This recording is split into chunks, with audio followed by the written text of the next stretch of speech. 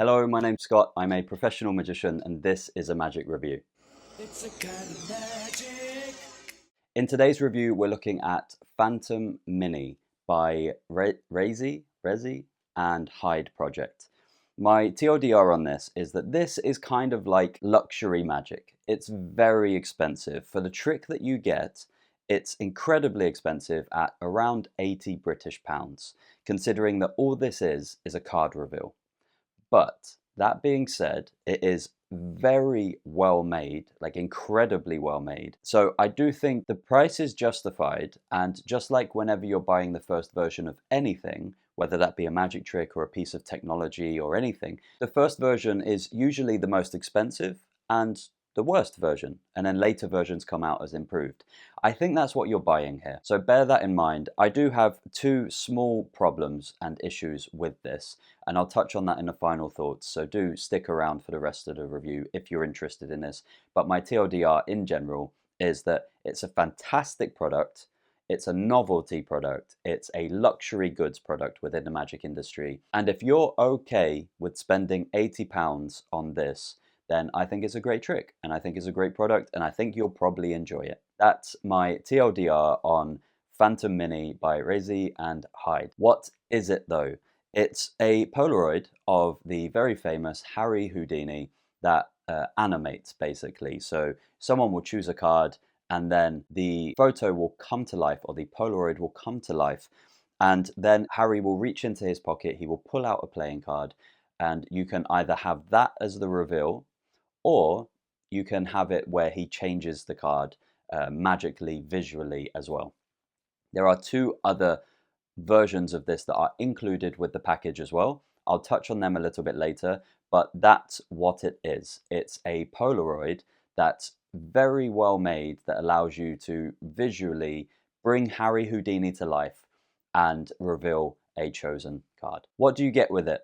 You get the expertly made gimmicked Polaroid. You also receive, in the really cool packaging, is neat packaging, you receive a duplicate just in case you wanted to swap out the gimmick and allow people to have a look at the Polaroid. And you also receive a couple of extra little reveals. The first one is where Harry Houdini will pull a middle finger out of his pocket, and then it changes visually from the middle finger to having a playing card on the middle finger. So it's like a card stab reveal. The other one is a prediction of a celebrity. So you would need to force Marilyn Monroe in some way. They don't really teach you how to do that. That's up to you. And you can change the photo. He reaches into his pocket, he pulls out a photo of the baby, and then you can magically, visually change that into Marilyn Monroe. So you have a couple of different reveals there with it. It also comes with comprehensive instructions. They don't leave too much off, but one of the things that I still don't really understand how to do is to swap out these extra gimmicks. I would love to have the middle finger one on here, but I still don't really know how to do it. And that's because the instructions are not particularly clear, or at least perhaps I had the early version of the instructions, which it wasn't very clear on. Maybe it has been improved since then, but that is a little bit in the instructions that I think they could have included. Overall, that's what you receive with Phantom Mini for your hard-earned money. How easy is it to perform? Really easy. The gimmick does all of the work for you, and that means that the only thing you have to do is find a way to get a card selected. And then all you do is you take this out of your pocket and Harry magically comes to life, pulls that card out, and then he can change it to another card. And it's that easy. There's no sleight of hand involved. It does everything for. It's basically self-working, if that helps you make a decision. And it's something that you can just carry in your pocket. It's always ready to go. Carry it in your wallet.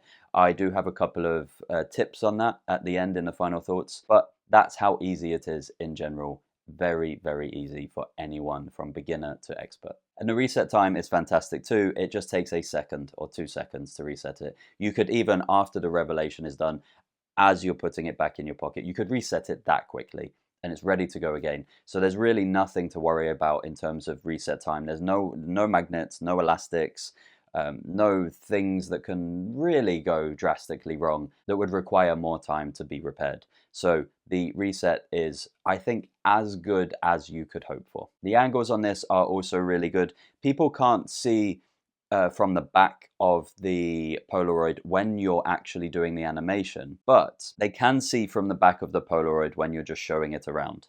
So that is perfectly fine to show it like that, but you do have to adjust slightly when you do the animation, and that means that people kind of directly behind you and immediately on your sides shouldn't see the back of the Polaroid. But I think that that won't happen very often because you can tilt it up. I think there are ways to mitigate that, and hopefully that explains that the angles on this are really good. You can basically almost in most situations perform it completely surrounded.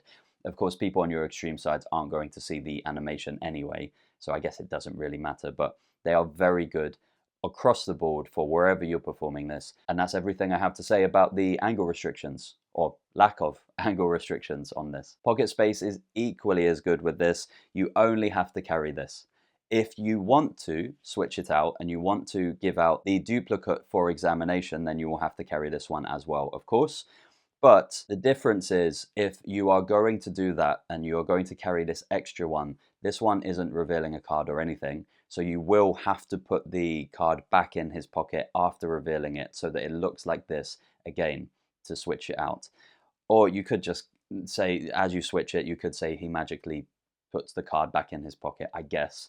It wouldn't make much sense to me, but that's all you're looking at in terms of pocket space. It's very neat, it's very tidy, everyone knows what a mini Polaroid takes up, and it's roughly the same thickness as well. Which brings me on to my final thoughts about this. So I need to try to remember everything about this. The one thing is that I don't really find it clear on the instructions how to put these in here, how to replace them and switch them out. The second thing is, I'm going to put a close-up of this on the screen now, and you're going to see a little white line. And this is a bit of a problem for me. And I think this is what I'm talking about when I refer to buying a first generation product or buying the first version of a product. For me, if there's someone on my right-hand side, they are going to see a very clear white line where the paper has been cut. And in the instructions, they do say, if anyone sees this, don't worry, they won't care about it. But I care about it. As a performer, I do not disrespect my audience thinking that they're too stupid to see a white line cut out.